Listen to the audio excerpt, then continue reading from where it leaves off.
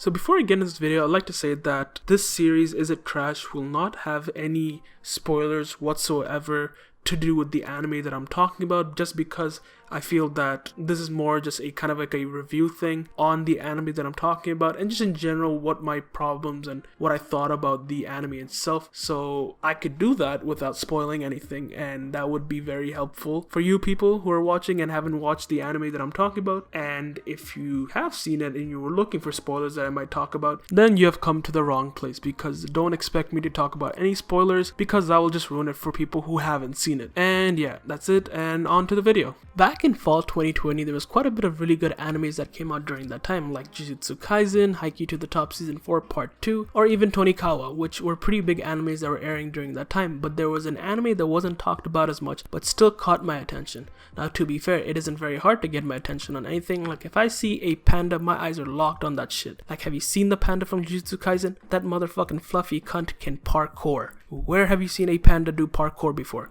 Nowhere. So the anime that I'm going to be talking about today is called Ikebukuro Westgate Park, which only consisted of 12 episodes. And before that, it was a Japanese drama TV show that came out back in 2000. And before that, it was a novel originally. So you get the live action adaptation before even the anime that came out. The general story is about two gangs in Ikebukuro rivaling each other, which are the Bloods and Crips.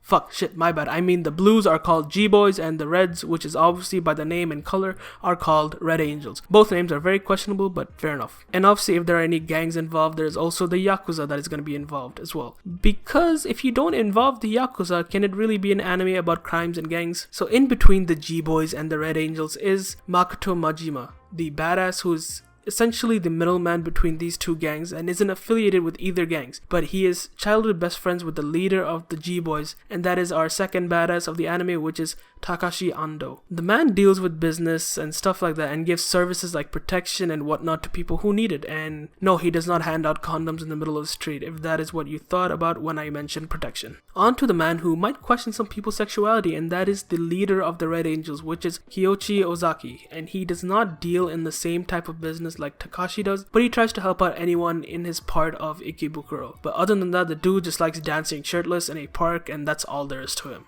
See, the story itself is fine because, like with a lot of animes, its format is that the main character, Makoto, just gets into different situations every episode and then gets resolved by that end of the episode. Like, it's not that the format itself is bad, because I've seen it in a lot of animes like Charlotte, where the main characters will just go into different adventures every episode and then they'll find a way to solve it by the end. But for something like Ikebukuro Westgate Park, I was hoping for at least some story throughout the show, which I personally didn't feel there was one. Like, episodes will have Makoto have a problem, he might have to seek help from one of the gangs and then deal with it, which besides the last 2 or 3 episodes where there's a quote-unquote war between the two gangs, there isn't much to the story to go around it. But I did really like all the stories that each episode had, and it was enough for me to really like the anime as a whole and for what it was. I don't think there is going to be a second season for this, which I was hoping there would be, but I think even for one season, anime is completely fine. It showed everything it could and did it in a manner that left me satisfied. Now, do I think the anime is trash? No, I don't think it is trash of any sorts, but it's also an anime that I would not really watch immediately or anything like that. It was a solid 7 out of 10. For me, usually I never score animes really low or anything like that, but if you go on my Mal page, you will see that the only thing I've really scored really low is Tokyo Ghoul, which will be in another video. That's all for today. Thank you for watching. Please leave a like and subscribe. Peace. Mama said if I keep living like this, I'ma die too.